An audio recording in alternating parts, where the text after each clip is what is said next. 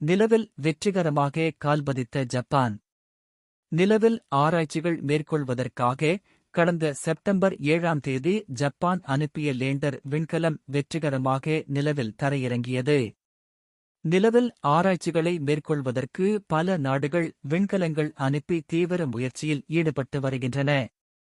அந்த வகையில் ஜப்பான் விண்வெளி ஆராய்ச்சி மையம் கடந்த செப்டம்பர் மாதம் ஸ்லிம் எனும் லேண்டர் விண்கலத்தை நிலவை நோக்கி அனுப்பியது. 4 மாதங்களுக்குப் பிறகு நேற்று இரவு வெற்றிகரமாக தரையிறங்கியது. இதன் மூலம் அமெரிக்கா, ரஷ்யா, சீனா, இந்தியாவுக்கு அடுத்தபடியாக நிலவில் வெற்றிகரமாக விண்கலத்தை தரையிறக்கிய 5வது நாடு என்ற பெருமையை ஜப்பான் பெற்றுள்ளது. நிலவின் மேற்பரப்பில் வெறும் 100 மீட்டர் பரப்புக்குள் துல்லியமாக தரையிறங்கும் வகையில் வடிவமைக்கப்பட்டுள்ள இந்த விண்கலம் நிலவின் ஸ்னைப்பர் என்று அழைக்கப்படுகிறது.